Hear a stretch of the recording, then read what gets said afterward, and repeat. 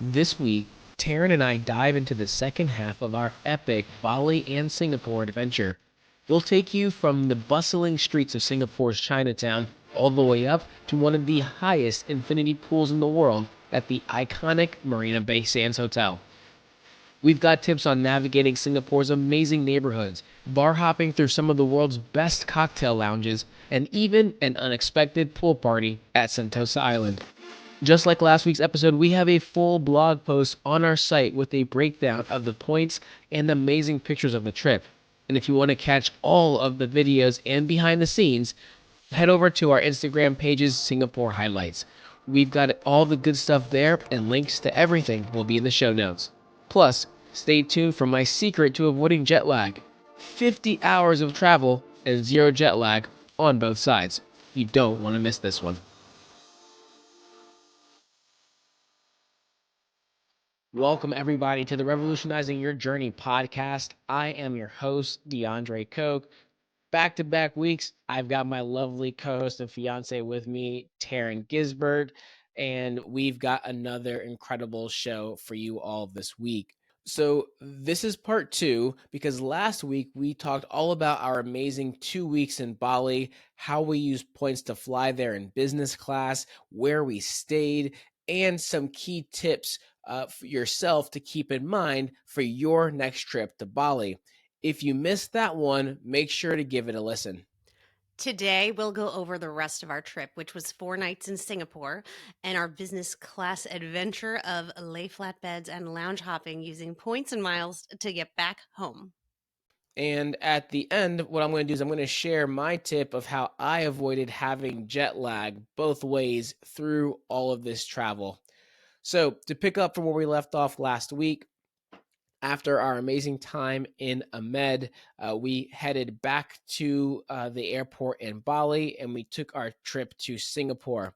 And so that was a 3 hour trip just to get to the airport. Thankfully, no major traffic or anything like that. When we got to the airport, there was actually a decent amount of lines to get through passport check and security. So that was a little bit chaotic. We stopped in the lounge there briefly, but we didn't actually get to stay too long because of how long it actually took us to get through passport check and security. And we got to the airport fairly early, I think we maybe only stayed maybe 30 minutes, but it was a pretty nice priority pass lounge. It wasn't, nothing exceptional, but it was pretty nice. Yeah, I like that they had a really nice a drink bar because there's no alcohol in this bar. But they had I got like a matcha iced tea, and they had all these different coffees and mocktails. So even if you couldn't get your cocktail, they at least had some really cool drinks. But yeah, it did the job. Yeah, and so our flight was pretty straightforward. It was a nonstop flight. We flew economy on an airline called Jetstar.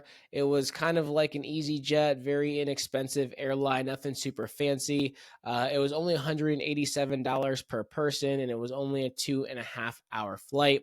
And so we landed, paid $30 to get a taxi to the hotel. And so day one in Singapore, we checked into the Clan Hotel, which is a really interesting name, but it's actually tied to some of the history of that part or area in Singapore. And so this is not one that we use points for. I was very specific with why I booked this.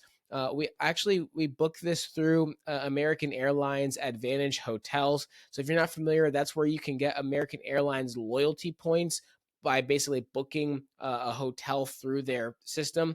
And so we paid $932 for these 2 nights. I did receive 3 times because I used my Chase card, so I got 3x points on that. But the biggest reason why I booked that is because this hotel, by booking through American, earned 10,700 American Airlines loyalty points. And because we're Platinum Pro, I got another 2,000. So I basically got 12,000 American Airlines loyalty points just for the 2 night stay here. And just kind of for a reference, you only need like 40,000 points to hit gold. So if you just did this basically 3 or 4 times, you could already be American Airlines elite status with their base level of gold. And one of the reasons why I was pushing to get these points is because we want to do the globalist run, which I actually just mentioned in a quick hit a couple weeks ago. So that's the hotel we booked and why we didn't just use points or stay at a IHG or a Hyatt property. But Taryn, what do you think of this hotel and its location?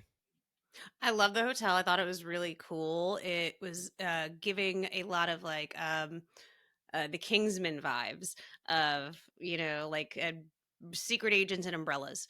And if you go there, you'll get it. I know that sounds so strange, but I promise that they have this whole like protecting each other vibe and beautiful like teascapes and really beautiful views at this hotel. So I really liked it, and I love the location to Chinatown, which was like our first out and about walking around, which was. I mean, I don't know if you remember. I was overly. You were like, pick a place to eat. I could not pick a place. I think we walked like There's so many places, so many places. but that was why I couldn't decide. I mean, they had hot pot, they had Japanese sushi, they had like Korean barbecue. You have like everything. Obviously, Chinatown was more Chinese food, although they did have a plethora of options, and frankly, each one smelled better than the next one. And I really struggled to make a decision that first night of where we were going to eat. I think you were getting a little hangry at that point. Yeah, but we did find a really great place to eat. And actually, I know we originally were going to try to go to one of their hawkers, which is kind of like a giant food hall. But one of the things to point out, it was really hot in Singapore with kind of high humidity. And we walked into this food hall, which is very packed, very chaotic. And there's kind of like these individual food stands, very inexpensive food, looked really good, but it was just really hot in there, and so we were like, we're gonna find somewhere that has AC because it was kind of miserable. But there's hawkers all over the place there, and so it's a kind of a unique food experience. But it was just really hot, and it wasn't open air like we thought it was gonna be. It was kind of an enclosed building, the one that we walked by. Yeah, take some time to acclimate. That was the first day that we had gotten to Singapore, and I think that we were both really surprised at how much the humidity hits you, especially because I mean, I know I was expecting Bali to be much more humid and hot, and Singapore is a lot closer to the weather we had at the same time in Virginia, which was also not great. So that was something I also learned at that time. In August, the climate in Bali is cooler and much more temperate than in Virginia or Singapore. So I think that was our mistake. I think if we would have done the hawkers like towards the end of the trip, we would have already been as more acclimated to that level of humidity after being there for so many days. But it was a lot with the walking and the kitchens, but it's really cool in the hawkers because everyone has different like specialties and all the different kinds of food. Sometimes they have food trucks that just make like one specialty. So hawkers are a really cool thing to experience when you're in Singapore, and you can get very very very affordable food that is authentic and delicious in Chinatown. So Singapore is an expensive place. We're going to touch on that later, but I just want to make sure that I clarify, like if you are going to go to Chinatown, there are plenty, and not just Chinatown, there are lots of places that have authentic, amazing food, and it is not breaking the bank. So everywhere is not super fancy high end in Singapore, but we are going to hit some of those too. For sure. And one of the other places we stopped day one at night, we walked to from the hotel was a bar called Off Track, and something that you and I have started doing over the last couple of years. And I think you actually try track with this a little bit more is the list of the 50 world's 50 best bars. And they have it broken down also by 50 best in Asia, North America, and everything else. But we went to Off Track, which is on the list of the world's 50 best bars. And that was one that you picked out, Taryn, that we went to and had some really great drinks there. It was a really cool vibe. Yeah, what I was excited about, and as you said, we use this as a guide now when we go to a new place because I like to pay attention to where are there some of the best bars in the world, like what are the cities. And I used to see Singapore, Singapore, Singapore. So when we were going, I was like, well, we're going to have to check out some of the bars on this list. And what I liked about Off Track is that it was a new addition. So they were really happy to be affiliated with 50 Best Bars, and you could feel that it was definitely somewhere that was newer. It had really cool like live EDM style music or house music, and I really love their milk tea punch. It tastes like a matcha milk tea drink with alcohol, but this beautiful light foam, and I can't really explain it. You have to just try it if you're in the area. Yeah, no, it was fantastic. And before we move on to day two, I want to make a quick segue and point out we actually planned everything that we did in Singapore like day one when we got to Singapore. And so we figured out where we wanted to go, what places had reservations open in different places. So like for Off Track, they actually had a reservation open that night. So we went ahead and grabbed that. And so I know from what I've heard from other travelers, they were like, "Hey, like make your reservations a couple weeks in advance, especially if it's a super high peak time frame." We didn't have that issue where we were seeing everything was completely booked everywhere. But one thing to know, we didn't like plan out everything we're going to do in Singapore like days or weeks in advance. We literally like as we were relaxing in the hotel, we're like, wait, where do we want to go? Kind of looking at some Instagram reels, looking at blogs, different things, and that's kind of how we figured out where we wanted to go and had some fun. Well, actually, I mean, I had the like little saved list of places, and that was when I was like, actually, let's do a little cross referencing session to see where are these and to plan our day. Especially because we knew we would be staying in two different locations, and it's like, okay, does it make more sense to visit the things by Marina Bay Sands when we're staying there, and some of that. And another thing to keep in mind, I think what they had different business days that were more typical for people to take off, and it wasn't what we anticipated. So we weren't able to go to some of the top bars for 50 Best Bars because they weren't open. I think it Monday, Tuesday. It was a very different um schedule in terms of when most businesses are open. So I think it was like on Monday and Tuesday, the businesses we went to was very empty. And they even explained, like, oh, businesses are usually closed on these days, but we kind of alternate.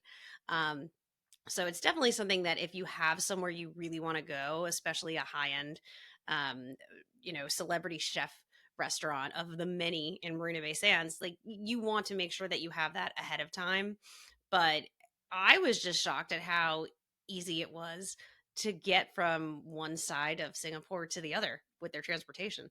Yeah, their transportation system is great. We never used the buses, but I know the bus system seemed like it worked really well. We used the metro, so a block away from the Clan Hotel was at a metro station.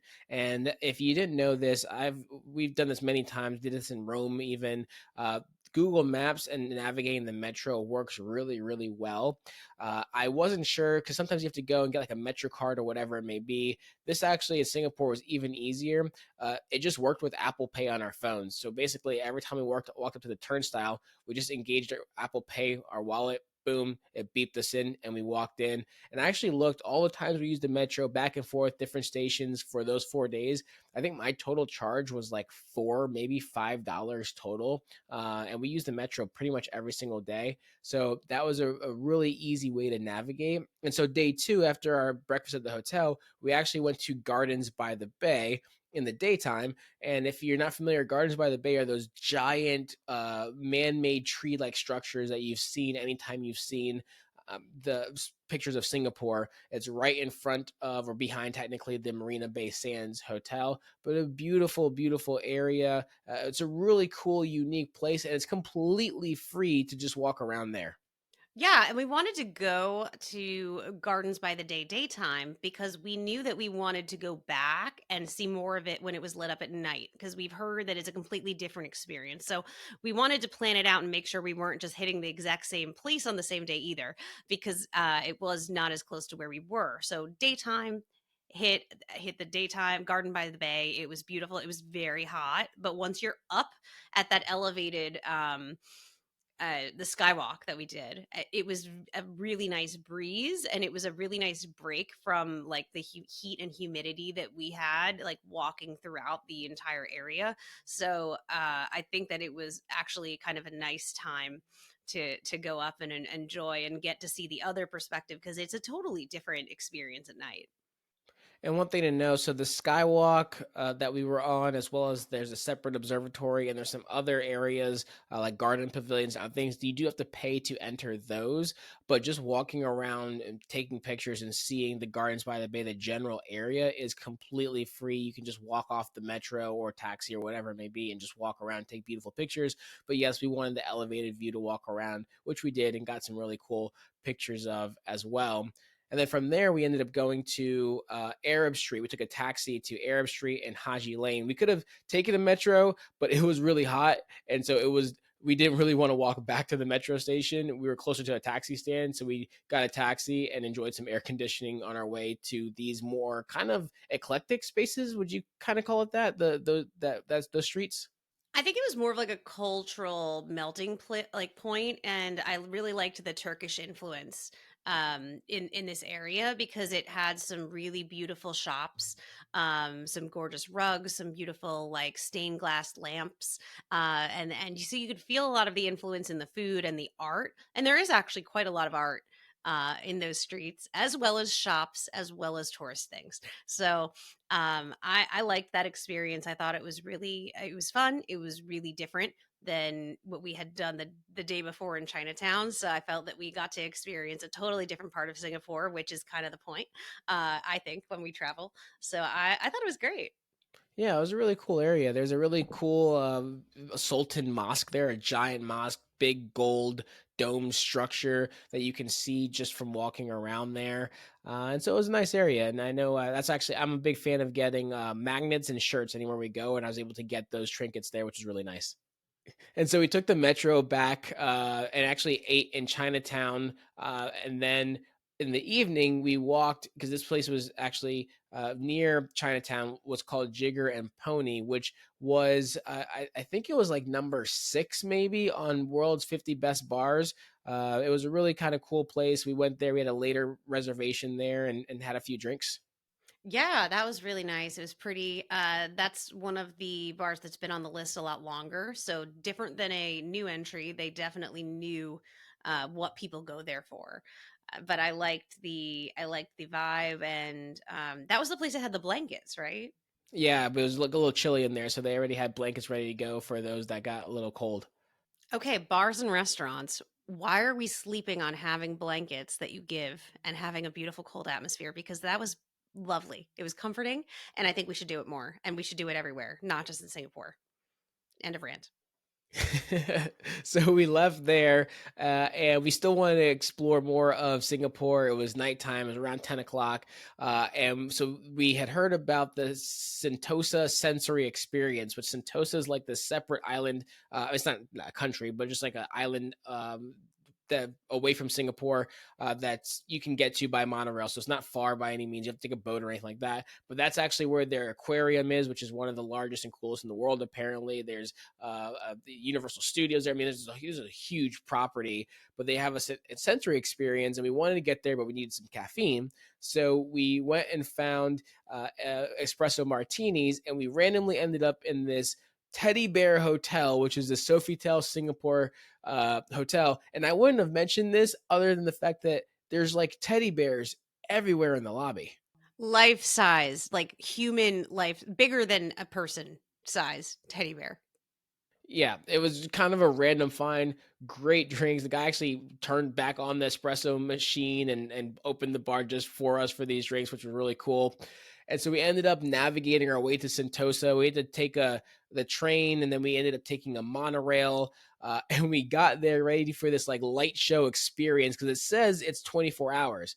So it is. It's available 24 hours. However, the light show like ends at like 9 or something like that, and it was already 11 o'clock when we got there. And this place was an absolute ghost town. There was nobody. We were dancing in the streets, and there was literally nobody around.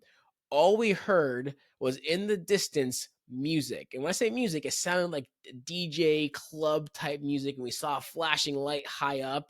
And so we decided, there's literally nothing else out here. Maybe we should see if we can find out where this music's coming from. Yeah, I was really glad to hear that because at first it was really cool that it was just us and all these lights. And we're like, oh, we're getting such cool content. And then it's like, okay, well, there's not even like a security guard. Like there is no one here. This is a little like now what do we do? So I was really happy we heard that music and we found that amazing rooftop party and made some friends. And that was fun. I feel like that was the party we were looking for, but we were unable to do that because of when we got in is when the clubs would be open, right? So we weren't going to be like ready to do anything and until the days that the clubs were actually closed based on when we got to Singapore. So we didn't think we were going to get to like do that rooftop party. We thought we missed on that just based on timing at that point. So that was like a really cool find.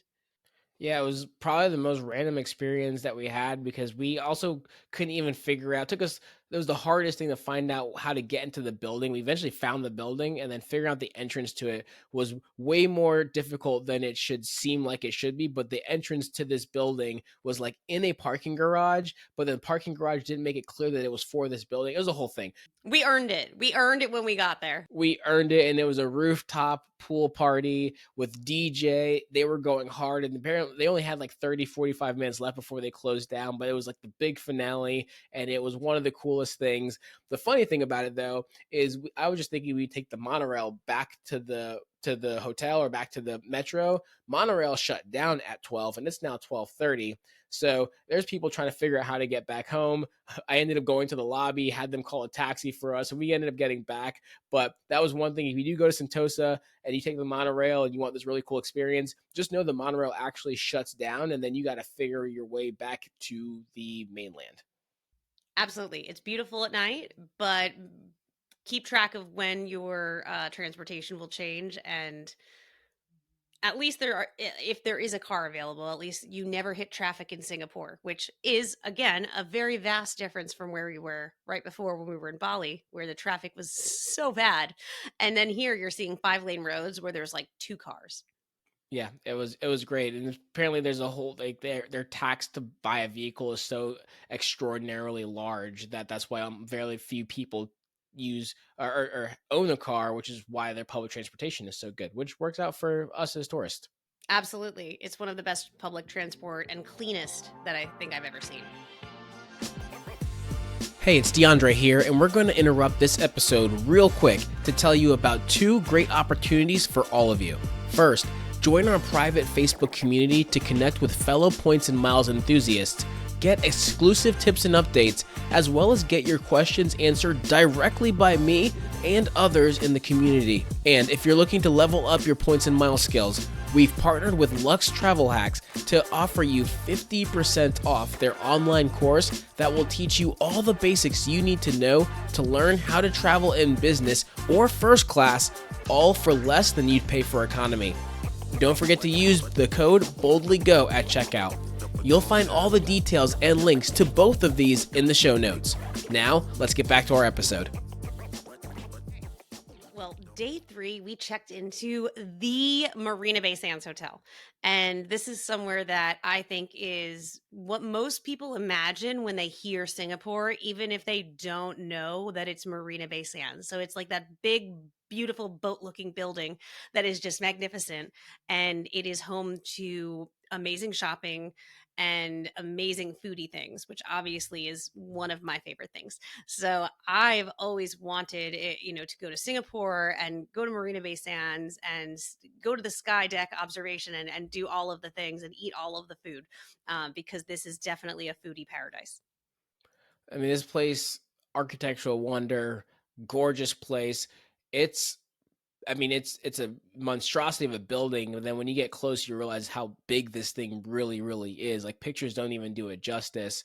This was a bit of a splurge for us, I will say. There's no points play here. They have their own rewards program. You're not transferring points from Chase or Amex or anything like that. They're on their own other level. This place was about $1,000 a night, and so this was our largest expense of the trip. If you remember last episode, we said we spent $5,700 in total between all of our transportation and lodging. Well, this was almost half of that just to stay here for 2 nights. And so we got there, we checked in, our room wasn't ready yet. So we went to the infinity pool, the rooftop, and we were able to get lunch at Spago, which is a Wolfgang Puck restaurant, and had some amazing food there. I mean, all the food we had in general this entire trip was amazing. But I will say the food in the Marina Bay Sands property was incredible. Yeah, the food was exceptional. And while there isn't a hack, to your point about them having their own program, I did register for that program. And if you are going to stay there, I highly recommend that because any restaurants you're going to, you give them that like rewards number and then you get basically dollars back. And when you check out, make sure that you ask. And that's what we did. And basically, you can redeem the amount of money that you got in rewards and have that taken off your bill or at least off of the meals that are on your bill. So that it's a little hack. You're not going to probably get a tremendous amount, but I think at the end we got an additional like $50 off of the total just based on rewards we had accumulated through their program buying things that we would have already purchased, so it was like a bonus $50. So always look at the reward program and always utilize it, when you stay somewhere new. Yeah, basically it saves you about 10%, or whatever meal you use at the rewards card, or if you do shopping as well in the expo, if you do want the Moschino or the Hermes bag or whatever it may be, all of those things count, and then you basically get 10% towards points that, like you said, Taryn, we were able to get knocked off on the bill. We ended up going, I think, probably one of our of all the bars we went to on the 50 best bars list, we went to Native, which I think was probably the coolest of the bar experiences, and I'd say probably the most unique bar I think I've ever been to outside of maybe Paradiso, which was world's number one that we went to in Barcelona last year. What did you think of it? I thought that it was super unique. Very different experience. I love that they do experiments, and if you go, ask for the tour of the top floor because they ferment so many of their own spirits and wines, and they use a lot of things that would typically be waste in the kitchen because they have a restaurant too. So like carrot scraps and trimmings and things like that, and they will make um these amazing concoctions and things, so it's like a zero waste, but it's also let's experiment with flavors, especially the local flavors. So they've done some really cool things with very local ingredients, including rice. They had a whole rice menu of how are they incorporating rice into their spirits or rices, spirits that are made from rice, and connecting it with like other local ingredients. So it was very, very unique and very special. I loved it. It was great. They gave us a tour of their fermentation process and area. They had a nice explanation with everything. It was a really cool experience. And after we left there, we ended up going back because that was actually in Chinatown. So we took the metro back there. We ended up going back to the Marina Bay Sands. And that's when we wanted to see the kind of famous Spectra light and water show. So the Marina Bay Sands overlooks a bay, a kind of a giant man-made bay, and there's a big light show at the bottom. And so we actually got advice from one of the individuals at the hotel that if we're going to see it, we actually should. The best viewing was at Louis Vuitton, which Louis Vuitton has, I guess, like a world famous building there. That Flagship. Yes, their flagship store. Yeah, flagship store. Like I mean, like it's almost like well, Apple has its own store there too, but it's like its own individual flagship store, which Island. yeah, it's its own island in the bay. But there's a little pathway to get to there, and you can actually watch the light show there. The light show is really cool. It's only lasts like 10-15 minutes, and those shows run at 8 and 9 p.m. And then we had this amazing Japanese dinner at a place that Taryn found, Coma, which was in a really cool place, really cool aesthetic, and the food was incredible. Oh yeah, that was gorgeous. I loved that wagyu sashimi that they had with, I think there was like truffle. It was amazing. Um, I could have stayed there all night, honestly, and kept ordering off of that menu. So that was great. I really liked the show. I love that the light shows are free and that you have them. I think we got a little spoiled by our water shows because now we've seen both Dubai water show at the Burj Khalifa as well as at the Bellagio in Las Vegas. And not to take away from it, it had its own vibe and its own effects, but it's another totally different kind of take on a water show. But yeah, it is definitely better if you get another spot to you can watch it. I will say one cool thing about the water show is that the Marina Bay Sands, the entire building lights up to the same colors as the light and water show at the same time, which that was kind of a unique thing. Although they're behind each other, so you actually would have to be like looking forward, then turn your head around behind you to see that the building's lit up. But kind of a cool thing, a little different. I was trying to record it and I was just basically like turning and going back and like, oh wow, look at this. I can't capture this on one phone. What am I thinking? But yeah, it was really cool to experience because it was like mimicking the same colors and patterns all around you. Yeah, it was awesome, and that was kind of our end of our third day, and so day 4 was our final day. And keep in mind, this is our final day of this very long 2 almost 3 week trip essentially. And so that day we really just spent enjoying the rooftop infinity pool. Beautiful, gorgeous pool, second highest infinity pool in the world. Had lunch at Spago again, and really just kind of enjoyed the day. We had good weather for the most part. There was a little thunderstorm that rolled in. That's when we had lunch. But overall, I mean, that infinity pool was nice and the view was absolutely incredible. It's really cool being that high up in an infinity pool. Absolutely. And in case you want to have photos done, they have a professional photographer in all his gear, just literally going around taking the photos. They'll give you the QR code. And then if you like those pictures, you can get them at the end, which is nice because sometimes, especially that high up, you're like, okay, I don't want to get my phone wet and I definitely don't want to drop it. So it's nice to have a little photography help. Again, if you want to spend the money on purchasing those shots, but those are some of the coolest shots that is really hard to replicate with that kind of a view, which was really special. And another shout out to the service there. We haven't really gotten onto that, but Singapore, I felt that the service really was excellent everywhere, and people were just so like hospitable and gracious. So everywhere that we went, not only was the food great, but the service was really top notch. Yeah, I can't say enough. I mean, it was fantastic. We left. We basically went back to the room, and then we went back out. So Taryn mentioned that we went to Gardens by the Bay during the day. Well, we went back there at nighttime because they also have their own light show that's well known, and those run at 7:45 and 8:45, and they're 15 minutes long. Now, if you think you can see one and then make it all the way to the Spectra Light and Water show, that would be at 8 or 9. It's impossible. You can't make it. It's too far of a hike. But it is a really cool thing. So you want to plan those on different nights. That was really cool. Again, the Gardens by the Bay, completely free to go into. So we got there and there were people kind of laying on the ground, looking up, ready to kind of take it all in. So it's a little got a lot more crowded because everyone was there for the light show, but it was a really cool experience with the sound and the noise and the music. And it was really nice. It was a really awesome free thing to do. Yeah, I love that there are so many free things to do in a place that is known for being expensive. And I have to say, I think that that was probably my favorite free show that we went to was the Gardens by the Bay at night. I thought that was really beautiful. The music tied to it. It was very emotional, even, but it was beautiful. And then our final dinner of the trip while in Singapore, we went to this place that you again picked because Taryn, you're the foodie. You knock it out the park, 10 out of 10 every time. Mott 32, that was Chinese food, uh, but that was Chinese food on another level. Yeah, I think Chinese food is ruined for me now. This place was so good. I I I'm drooling thinking about this. I'm not even babe. I'm struggling to talk about it. I want to go back and just eat everything. I understand. Well, that pretty much ended our trip. So this started our flight back home.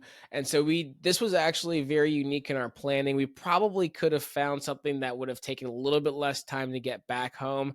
But I was wanting to use our miles strategically. We rack up a lot of American Airlines miles between the loyalty points we get just through like the shopping portal and the Advantage portal. But also, we've talked about this before, Taryn has money in the Basque Bank savings account that gets miles, and she gets like 10,000 American Airlines miles, not loyalty points, but miles every single month. So we acquire these miles, and so I really wanted to make sure we use those instead of just burning all of our Chase and Amex points. And so we decided that we were going to fly through Doha. So what we had to do is we knew that we were going to use American Airlines miles, Doha to JFK with a stopover in London Heathrow. So that was only 70,000 American Airlines points per person, and $320. And that was a little higher on the fees just because of London Heathrow, which we'll get to in a second. One of my least favorite airports. But that's why we're very unique in our planning here. So we ended up, one of our other concerns was, again, there was 5 flights to get back home. And so it was Singapore to Mumbai to Doha to to Heathrow to JFK to Norfolk. And this was kind of the craziest thing. I was so worried. We have Taryn had a check bag, and I was like, going through immigration to grab this bag in multiple places is not going to be fun. And when we got to Singapore for a Singapore Airlines flight to the airport, we asked if they would check it through, and they actually checked it through. And was it 2 bag tags because there were so many destinations they had to put on there? It was 2 full bag tags that they had to put next to each other, for all of the stops of where we were going, and I remember thinking, "Well, maybe I'll see this bag again."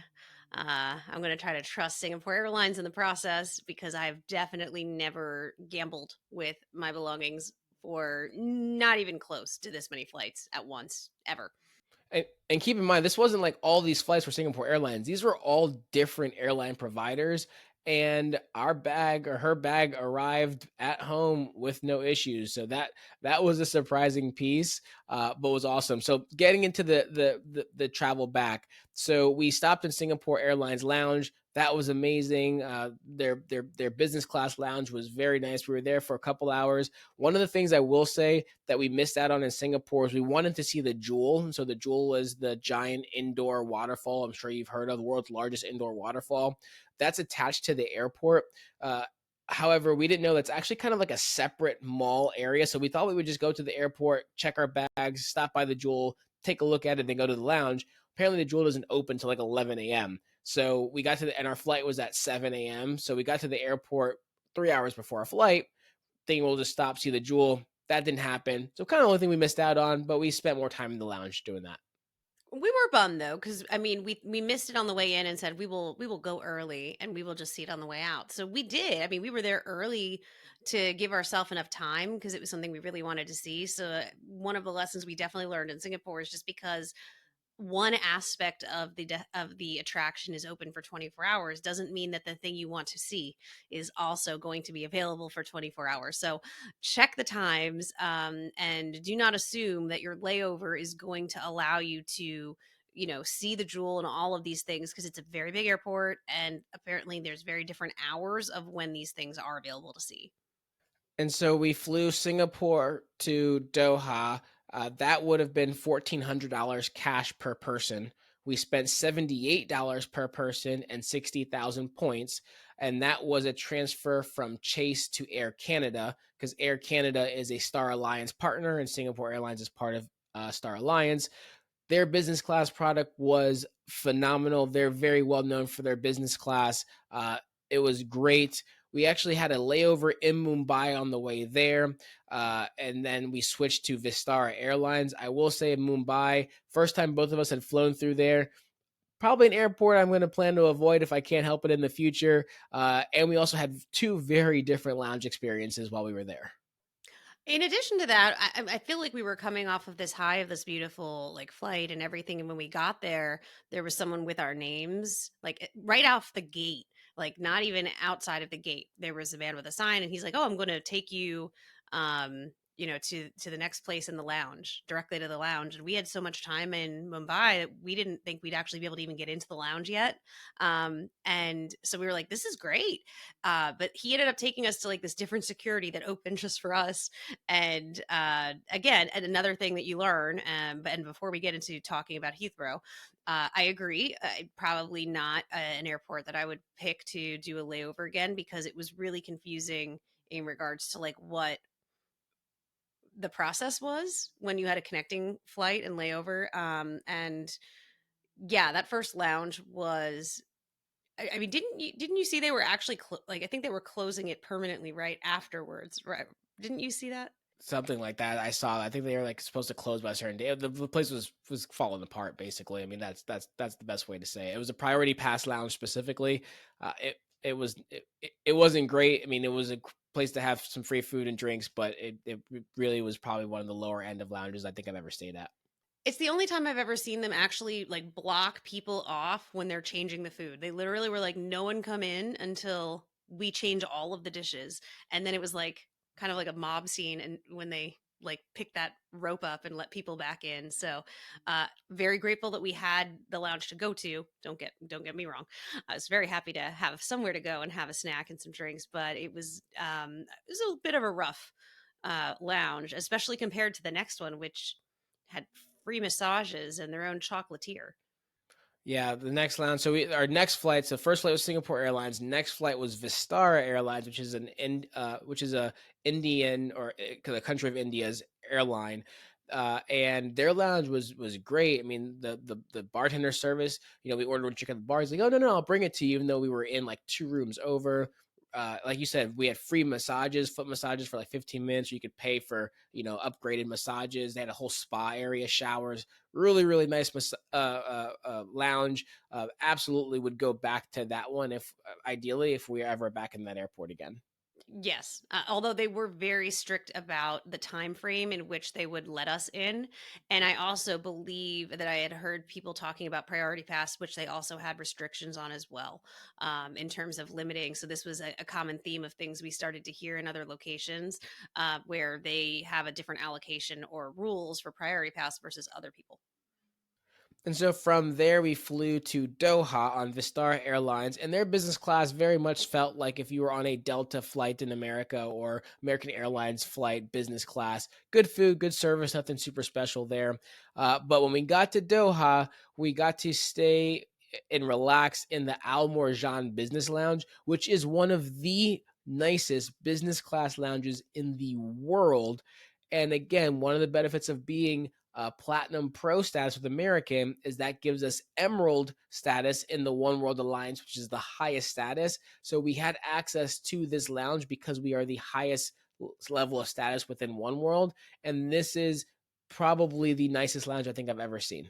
Absolutely same. Definitely the nicest lounge, the biggest lounge, and it's a lounge because we've been in Doha so many times. We've seen it, we've seen the sign, but we either didn't have the layover time, or I think we might not have been Emerald when we had been there earlier. So this is the first time we had access to this lounge, and after we were already traveling at least 20 hours at this point, so I needed it. I used their beautiful showers, which were just spacious and large and needed. They had nap areas. They had a full restaurant where you can order off the menu. They had the sushi stand. Like every time I turned around, there was like a new thing, and I was like, I cannot believe that this is a lounge. They have a business center, conference room in the business center. They have a video gaming room. You like walk in, there's literally an Xbox Series X and a PlayStation 5 on two separate TVs that you can play in. And they had a separate restaurant that's more sandwiches and kind of smaller meals as well on the other side of this lounge. This place was gargantuan, and we actually had the sleeping pods where we took naps. I mean, incredible place. If you ever have a chance, you have to stay in this lounge. It was fantastic. Absolutely. I really hope to go back again. And I put Doha on my higher list of actual places that I like to, uh, do positioning flights or just layovers in general, internationally. Well, you'll get your wish because we'll be staying there overnight as we go back to the Maldives in a couple months. So we'll be back there and we'll be back in that lounge. Yay, I can enjoy it more because I was so dead tired that I actually felt like I missed out a lot in that time because I really just needed like that nap and that food. So I didn't get to do as much in that shower. So I'm excited to go back and enjoy a little bit more champagne and just relaxing. So we left Doha. We flew to JFK through London Heathrow, as we mentioned. So this was now on British Airways for these legs. That would have been $4,700 per person. And again, we only paid $320 and 70,000 points. doing that through Heathrow. This was our best redemption of the entire trip between hotels and airlines at about 6.25 cents per point. So again, always want to get better than 2. This one was 6x, so this was great.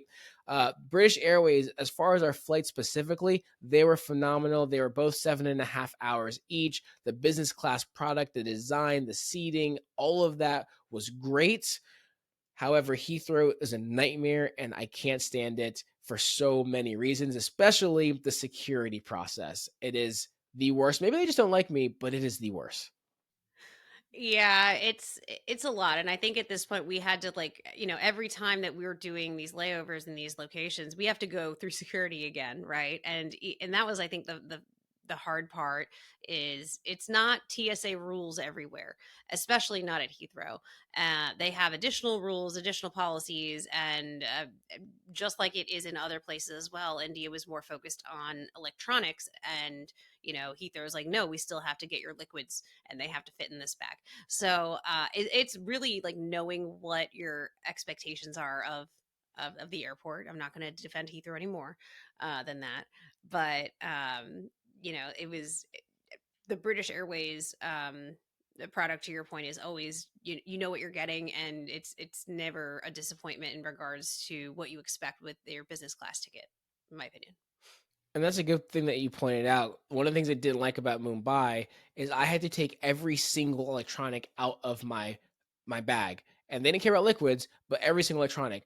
And I've got drone, cameras, I've got all these different things. They had to take every single thing out, which made that not fun. But at Heathrow, they give you the little baggie. And unlike anywhere else we've ever been, any other airport, any country, US, doesn't matter, they are so strict about this. And because of the electronics I have, they still had to go through every single compartment in my bag, which just took so long, so long that we ended up going to British Airways business class lounge, which was a beautiful lounge, but we only had like 20 minutes, or so we thought. We only had 20 minutes to actually enjoy that lounge. Yeah, we got really skimped, I think, on that experience, because that was a gorgeous lounge, and it took so long for them to literally go through every electronic that you have in your bag. um, so that was a really long one. But that lounge was gorgeous. They had all of the different kinds of champagne, obviously very full breakfast, but at this point I was on like my fourth breakfast and I was over it. So I was like, can we have lunch? That's the challenge when you're going the opposite direction, is it's just the same time on every flight. for for sure. This was really the only probably negative piece of our whole travel experience. This one flight, there was an issue with the plane, so we fully boarded the plane. We're business class, and we're boarding first. We're getting our cubbies situated and everything. There was an issue with the plane. They tried to repair it, so we're sitting on the plane for about 2 hours, and then they eventually say that they can't use this plane, but they have another one, so they bring us off. We have to walk through the airport because Heathrow's design is absolutely terrible. So we had to walk through the airport to another terminal, another gate, and ended up being in total about a 6-hour delay. And we had a positioning flight, right? So this flight from Heathrow was to JFK. We had a 5 or 6 hour layover in JFK because this was we had a position back from JFK home to Norfolk. Well, unfortunately, this delay was so long that I had to cancel our positioning flight, which was with American. We got a flight credit, which we already used for another flight. And I ended up booking a Delta flight, which was almost the same cost to get back home. Because it was a Delta flight, we ended up relaxing in the Delta Sky Club. So we got home about 5 or 6 hours later than we wanted to. But that flight delay was kind of our only travel issue or blunder of the entire trip. Yeah, I'd say the only other thing was the cumbersome timing of security going through the different countries, because they just had different, needs in each one. So I think that probably was the only actual blemish on a major blemish on our travel plans back. But it was a long. How many hours was it? There was a 6 hour delay, but that flight itself was seven. No, no, no. We did the math on this because it was long, and Oh, to get home. Yeah, yeah. So it was. We did. Yeah. So from when we left Singapore, the hotel, to when we arrived at our door was 50 hours, almost on the dot. So 50 hours of travel, which is crazy. But business class problems, right? That was the other thing. Our delay happened and we were in business class. We had a glass of champagne. So I'm not going to complain. It definitely could have been worse in every aspect. Business class problems. And that's actually a great segue to the last thing I want to mention. I mentioned at the beginning, I experienced really no jet lag either way. And I attribute it to two things that I did. So, one, and Taryn actually got these, it's the no jet lag pill. You can find them on Amazon. We actually left ours at home. And when we were in San Francisco, we Instacarted. They actually had it in like a grocery store. So, we actually had those. So, you take this pill basically every couple hours and after you take off. So I think that helped. But second is there's an app called Time Shifter that's on iPhone, I know at least for sure. And Time Shifter, you plug in all of your flights. So I put in every single flight we had going and coming back. And it tells you exactly, even 3 days before your flight starts and about 2 days after your trip ends, it tells you when to have caffeine, when to go to sleep, when to use melatonin, when to avoid daylight, when to get daylight, all these different things. And I didn't follow it to a T because it's kind of hard. Just, if it's telling me to avoid day or to get daylight at 11 p.m. and it's time to go to bed, Taryn's asleep. So I didn't follow it to a T. However, by using those two things combined, I personally experienced pretty much no jet lag at all. Got home, we landed back at home around 8 o'clock at night, went to bed at 10 or whatever it may be, and was right back at it the next morning like nothing ever happened. So really had a positive experience. Can't highly recommend the strategy of using those two things. With Time Shifter, it is free for your first itinerary, and then it's either $10 every time you want to plan a trip or $24 for the year. So just something to keep in mind. And so, Taryn, before we wrap this one up, any final last minute thoughts you had about Singapore, this trip, or the entire trip as a whole? As a whole, I mean, it was a beautiful trip. And Singapore and Bali, while there are so many things that are different, they still have a lot of things that, were in common, like great service, great hospitality, beautiful things to see and do, fantastic food. So I think that it was a great trip. And towards the end, I wished that I had like more in the tank because there was just so many more things to do and see. But I think we squeezed in a good amount of things. So I think we got a lot done. Yeah, I thought it was fantastic. We had a great time. The coolest experience. This was my first time really back into kind of mainland Asia since being in Thailand. Incredible food overall. The generosity, the people. It was fantastic. I can't recommend both of these countries enough. So please, next time you get a chance, you'll want to plan your own trips to Bali and Singapore. Maybe do it all in the same trip as well. But you've got to get out there. It was fantastic. Absolutely. And some reminders. If you enjoyed this episode today, be sure to follow us on all of the social media channels and sign up for our newsletter as well to get insider information. And don't forget to like, share, subscribe, and tell your friends. And we'll see you on the next episode. Take care, everybody.